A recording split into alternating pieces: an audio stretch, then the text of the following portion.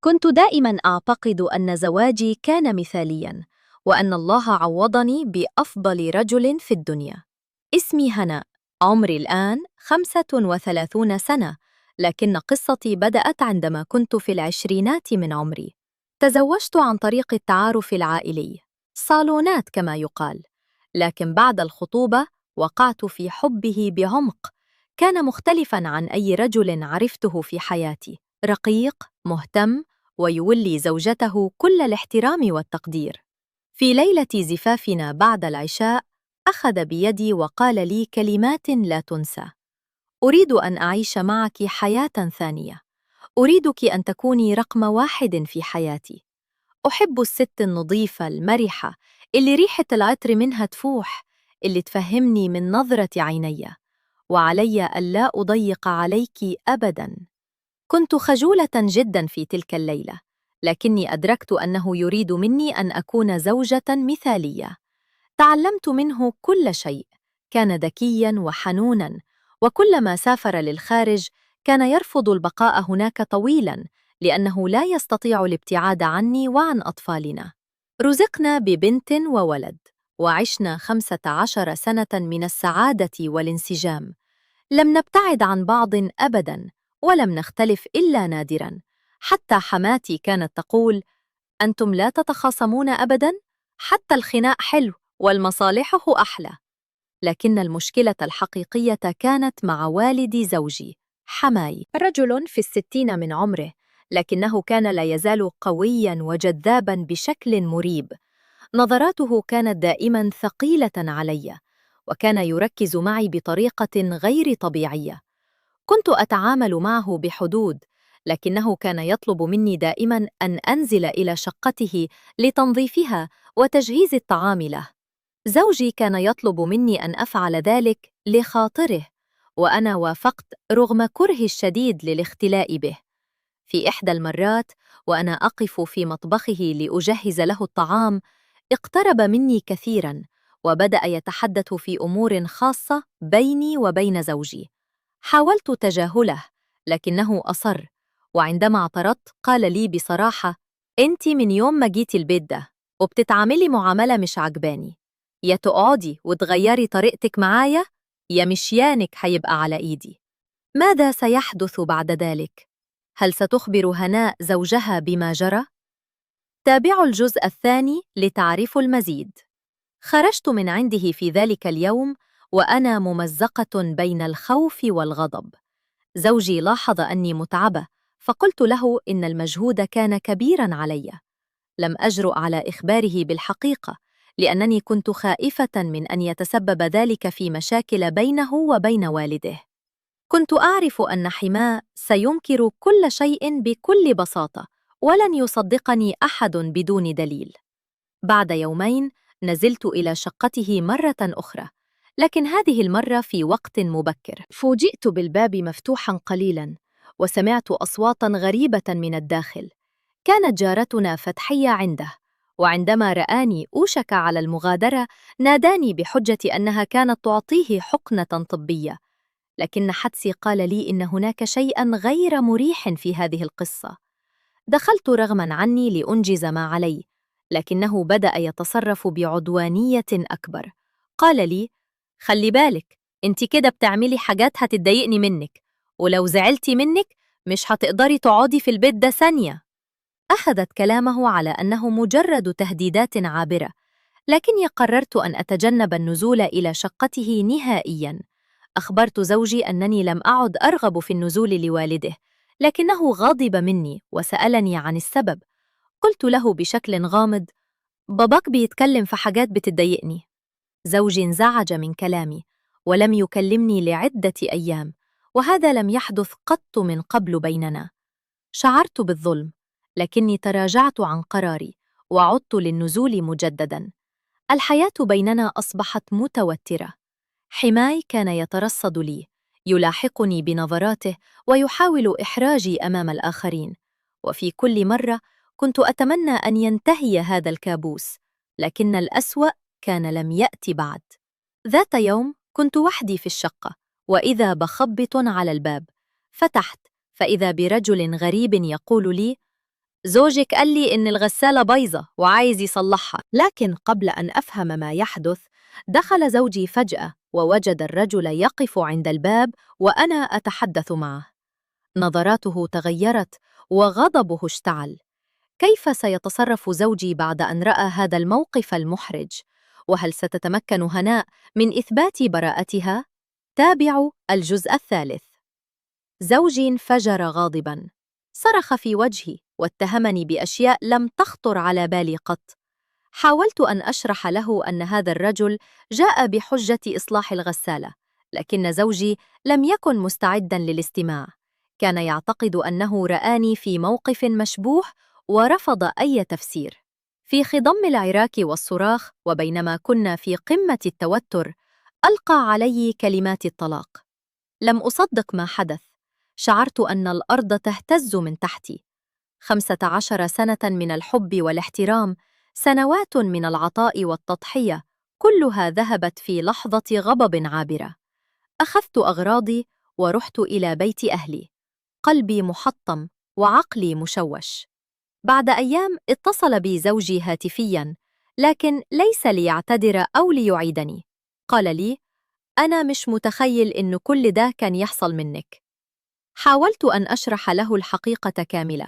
حكيت له كل ما فعله والده بي، لكنه لم يصدقني.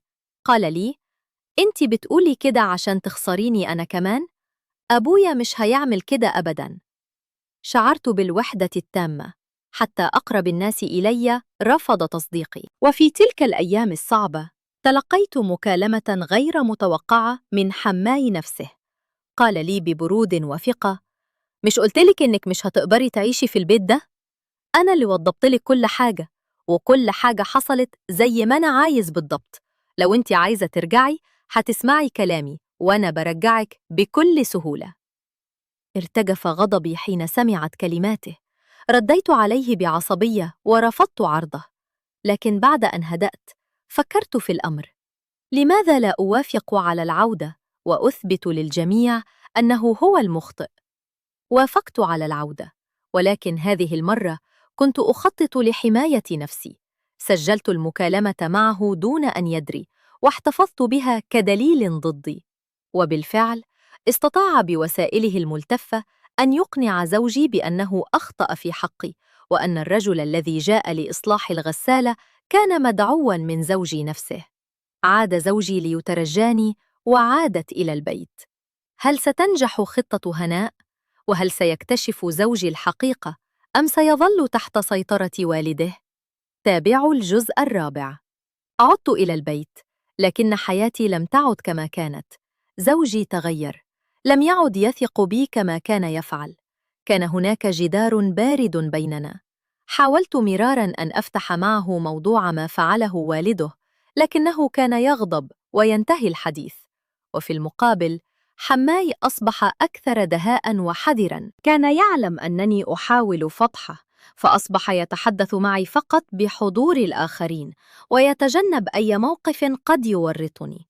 بعد أسبوع واحد فقط من عودتي، بدأ حماي يمارس ضغوطه علي. قال لي صراحة: أنا اللي رجعتك، فخلي بالك.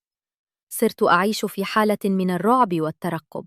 كنت أحاول أن أجد أي فرصة لأثبت لزوجي حقيقة والده، لكن كل محاولاتي باءت بالفشل. في يوم ما، قررت أن أتخذ خطوة جريئة. اتفقت مع زوجي على أن نجلس ونتحدث بصراحة، وأن أعرض عليه كل التفاصيل من البداية. شعرت بالأمل للمرة الأولى منذ شهور. كنت سأخرج المكالمة المسجلة التي بحوزتي وأفضح حماي أمام زوجي، لكن القدر كان لي بالمرصاد. قبل الموعد المحدد بيوم واحد، كنت في شقة حماي لإنهاء بعض المهام، وتركت هاتفي على الطاولة للحظات. غادرت لأحضر شيئاً، وعندما عدت وجدت حماي يبتسم ابتسامة عريضة. لم أكن أعلم ما الذي حدث، لكني شعرت أن شيئاً مريباً جرى.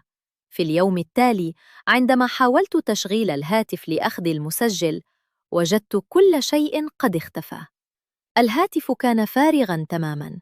كل البيانات، كل التسجيلات، كل الأدلة التي جمعتها بحرص طوال الأشهر الماضية. ذهبت إلى فني إصلاح الهواتف، لكنه أخبرني أن هناك محاولة متعمدة لمسح كل شيء، وأن استعادة البيانات شبه مستحيلة.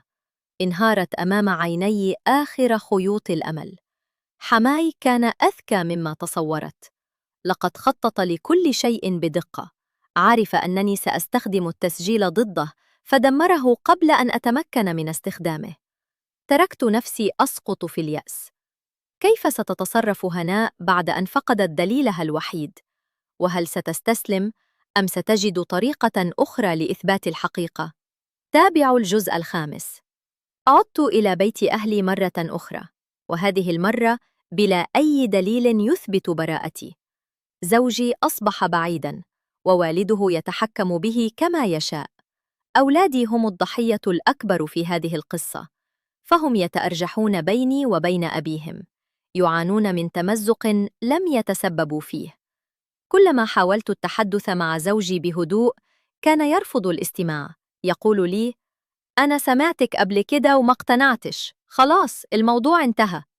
وفي المقابل حماي لم يكتفي بما فعله، بل بدأ يضغط على زوجي ليتزوج من امرأة أخرى.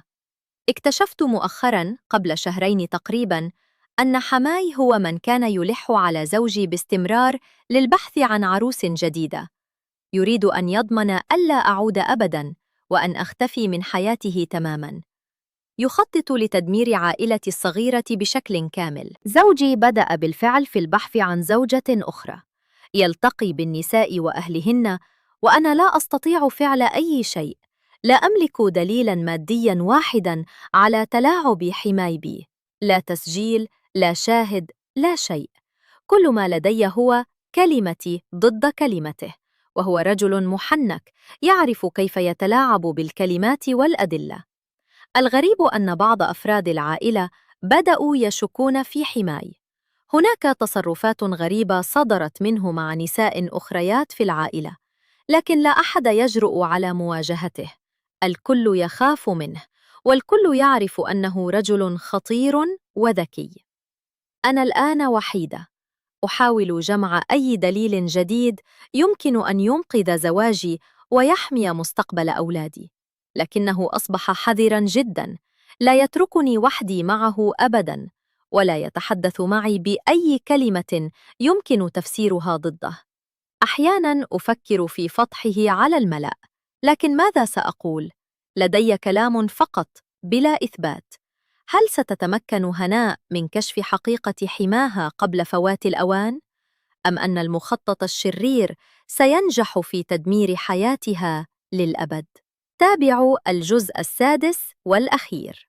أقف الآن أمام مفترق طرق في حياتي. عمري 35 سنة. بدأت حياتي الزوجية بحلم جميل، واستمر الحلم 15 سنة كاملة، لكنه تحول إلى كابوس بسبب رجل واحد: حماي. رجل خبيث متلاعب لا يتورع عن استخدام أي وسيلة لتحقيق أهدافه. زوجي الذي أحببته بكل جوارحي، الذي ضحى بالسفر من أجلي، الذي كان يقول إنه لا يستطيع العيش بدوني، أصبح الآن يبحث عن زوجة أخرى، وهو لا يعرف أن والده هو من دبر كل شيء، هو من خطط لطلاقي، هو من دمر حياتنا جميعاً. أولادي يعانون. ابني وابنتي يشعرون بالضياع. كل أسبوع ينتقلون بيني وبين أبيهم، يرون دموعي ويرون غضبه، ولا يفهمون لماذا انتهى كل شيء. حماي يجلس مرتاحاً، يحرك الخيوط من خلف الستار، ويستمتع بمشاهدة عائلته تتدمر على يديه. فكرت في اللجوء للمحاماة، في رفع قضية ضده، لكن ماذا سأقول للقاضي؟ حماي تحرش بي كلامياً وهددني بدون دليل. هذه مجرد كلمات في الهواء، وهو رجل محترم في نظر الجميع، كبير العائلة، لا يمكن اتهامه بهذه السهولة. لكن هناك شيء واحد لم يخطط له حماي: أنا لن أستسلم. قد أكون فقدت الدليل هذه المرة، لكنه قد يخطئ مرة أخرى. قد يترك بصمة أو يسجل مكالمة أو يبوح بسره لأحدهم، وأنا سأكون هناك مستعدة لالتقاط أي شيء يمكن أن يثبت للعالم من هو حقاً. رسالتي لكل امرأة تمر بمثل ما أمر به: ثقي بحدسك ولا تهملي أي إشارة تحذير. احتفظي بأدلتك في مكان آمن، ولا تظني أن أحداً سيحميك غير نفسك. العلاقات العائلية المعقدة قد تخفي وحوشاً لا تتوقعها. أنا هناء، امرأة حطم قلبها، لكن إرادتها لم تنكسر بعد. سأظل أحاول حتى آخر رمق لأستعيد حقي وحق أولادي، وإذا لم يحدث ذلك فسأعرف أنني فعلت كل ما بوسعي. هل ستنجح هناء في مهمتها المستحيلة؟ أم أن حماها سيبقى متغطرساً منتصراً؟ القصة لم تنتهي بعد. النهاية مؤقتة، لكن الأمل لا يموت.